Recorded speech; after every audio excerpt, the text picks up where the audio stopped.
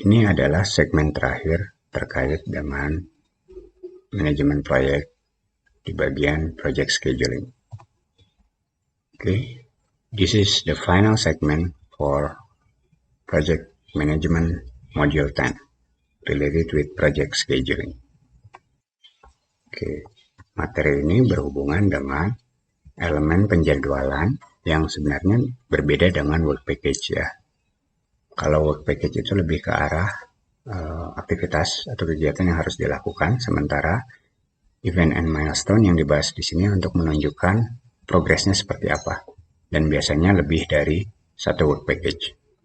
Nah, ada dua tipe yang biasa dilakukan, ada yang bentuknya interface, ini pada saat ada transfer responsibility, lalu yang kedua lebih ke arah milestone, sudah tercapai tidaknya capaiannya.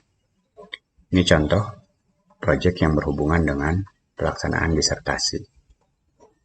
Ada initiating phase yang berwarna hitam, kemudian setelah initiating phase dilakukan ada research project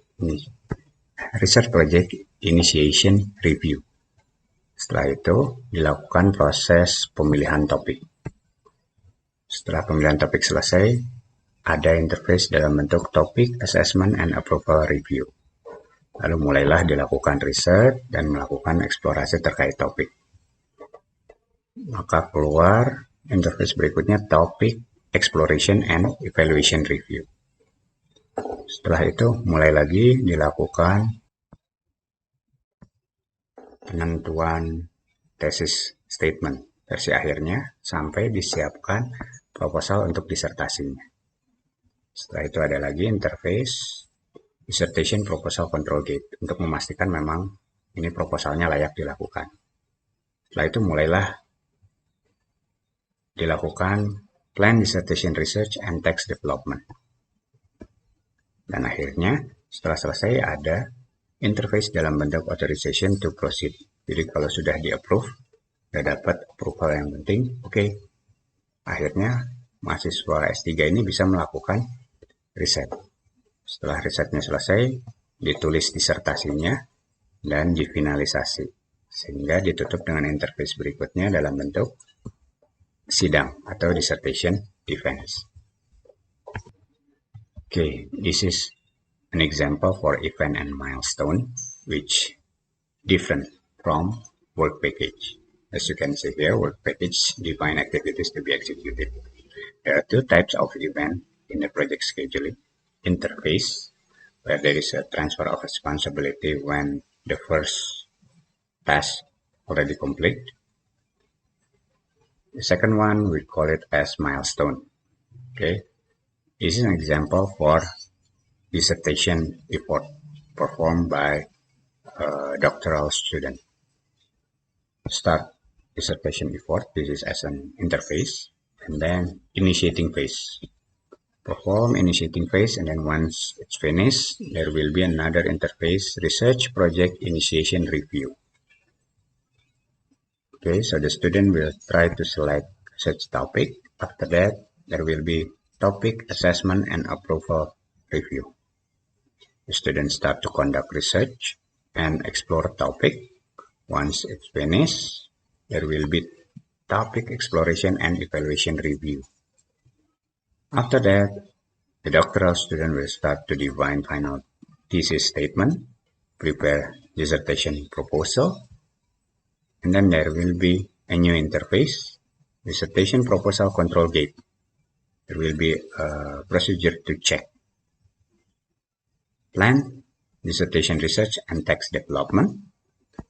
And then once it's done, the important interface will be authorization to proceed after all the screening performed. After that, the doctoral student can conduct the research, write a dissertation, and then complete that dissertation. Once it's finished, the new interface is related with the defense. Dissertation defense in form of the committee.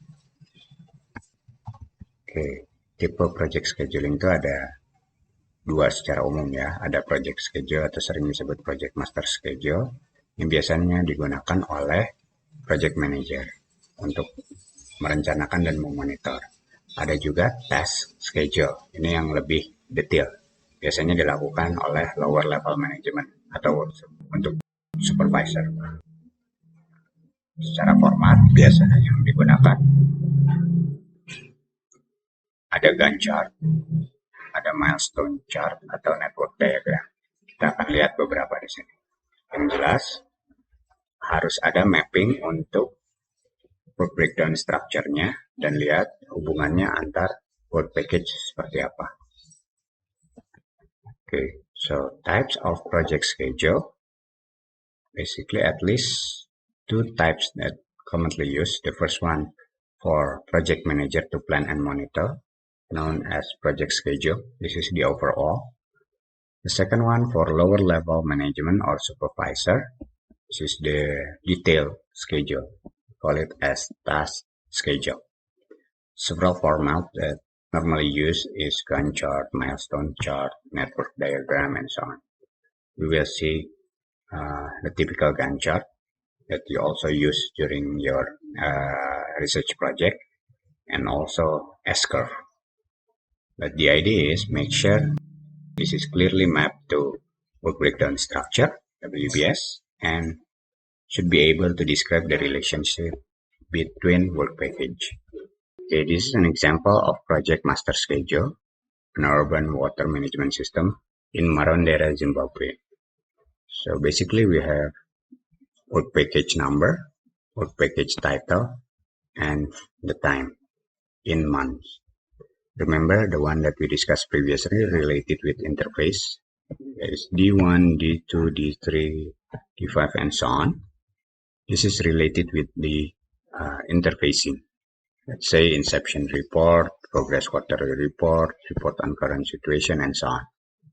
While the work package itself should be finished within a certain time. Let's take an example for work package number 1, mobilization and inception report. This should be performed on 18th of March for 3 months, as you can see here. Okay, so March, April, and May. And do the same thing for the rest of this master schedule. Oke, berikutnya adalah Gantt chart yang biasa kalian lakukan. Ini sebenarnya dibuat oleh Henry Gantt di tahun 1861 hingga 1919 ya, yang digunakan untuk memonitor progres dari US Army Ammunition Development Project pada saat Perang Dunia Pertama. Nah, dan sampai saat ini yang paling banyak dilakukan untuk project planning karena simple dan intuitif. Ini contoh tadi yang Gantt chart dari Logan Project ya, yang dilakukan oleh Iron Butterfly Corp. Ada aktivitas H sampai aktivitas Z. Jadi work package-nya sudah terdesainkan dengan baik dan bisa dilihat di sini di sumbu X-nya ini berhubungan dengan bulannya, bulan berjalannya. Jadi basic design dilakukan selama mengambil tarik garis ke bawah selama berapa bulan, itu bisa dilihat. Ada pekerjaannya yang harus sekuensial, jadi desain hardware A dan B belum bisa dilakukan sebelum basic design selesai. Tapi desain hardware A dan B bisa dilakukan secara paralel seperti kita lihat di sini. Beberapa ada yang bisa dilakukan paralel setelah suatu kegiatan tertentu selesai dilakukan. Okay, now let's take a look into what's so-called by Gantt chart proposed by Henry Gantt in 1861 to 1919 to monitor the progress of U.S. Army Ammunition Development Project in World War I. This is currently one of the most widely used project planning tools due to its simplicity and intuitiveness. Remember the Logan project performed by Iron Butterfly previously? This is the work package from basic design denotes by H and final test denoted by Z. Performed within 48 months. Okay, 4 years. some of the work package should be performed in a certain time, and then after that you can perform it in parallel like this. Okay, but remember, some of them should be sequential. Once it's finished, the other one can be performed. An example is, we cannot design hardware A and hardware B before basic design H completed. Okay, but after that, we can carry out design hardware A and B in parallel. Nah, untuk membuat Gantt chart ini, maka pastikan memahami harus ada work package-nya, harus ada waktunya, dan start and completion time-nya dari setiap work package tadi. Ya, jadi variasinya ada bergantung kepada 3 tadi. Yang jelas harus dipastikan membuat chart ini setelah work breakdown structure-nya sudah selesai dibuat. Kemudian di dalam work breakdown structure itu harus ada estimate time of completion dari setiap work package-nya. Setelah itu diatur apakah ada hubungan tadi harus selesai dulu sebelumnya atau bisa dilakukan secara paralel. Dan pastikan semua work package harus tercantum di dalam Gantt chart-nya. Dan harus jelas kapan akhir dan kapan awal serta hubungan antar kegiatannya seperti apa. Okay, this is how we construct Gantt chart. But remember, the basic element inside the Gantt chart should be a work package itself, consists of timeline, and start and completion time of each work package. The variation will be available. Now, how we construct, for sure, do it after WBS is completely defined. And then in WBS, the time of completion for each work package should be estimated. Okay, and then arrange work package in the order of associated task. Make sure we know there is a precedence correlation. All work package have to be listed as scheduled activities in Gantt chart. And be sure to mark ending and starting, also precedence dependency between work package. Nah, ini adalah contoh Gantt chart lain ya. Ada kegiatan H, J, dan I. H, ini harus selesai dulu sebelum I dan J bisa dilakukan. J harus selesai dulu sebelum work package K, L, M bisa dilakukan. I harus selesai dulu sebelum kegiatan N, O, P bisa dilakukan. Setelah mengetahui hubungan seperti ini, baru Gantt chart bisa dibuat. Contoh H dilakukan dalam 10 minggu. Kemudian setelah itu, I dan J ini bisa dilakukan secara paralel. Setelah J selesai, KLM pun bisa dilakukan secara paralel. Ya, KLM ini bisa dilakukan secara paralel. Dan begitu I selesai, maka NOP pun bisa dilakukan secara paralel. Ya, jadi ini yang harus dibuat dengan baik. Okay, this is what we have to prepare. Let's say work package H. This must be completed before work package I and J can be started. Similarly, identify for others, J and I. J should be completed before KLM can be started, while I should be completed before NOP can be started. This is an example. H should be finished within 10 weeks. After that, I and J can be performed in parallel. Once the J is finished, work package K, L, and M can be started in parallel. Similarly, when the I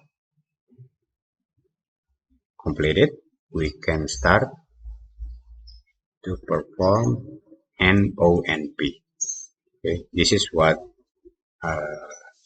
the Gantt chart should contain. Nah, berikutnya Gantt chart ini pun bisa dilakukan untuk progress monitoring. Jadi setelah membuat yang awal tadi, kita ingin melihat misalnya di minggu ke-20 seperti apa. Maaf, tadi ini satuannya minggu ya, ternyata bukan bulan. Nah, di minggu ke-20, kalau yang diberi garis tebal ini sudah selesai. Nah, sementara yang masih garis tipis itu masih belum dilakukan.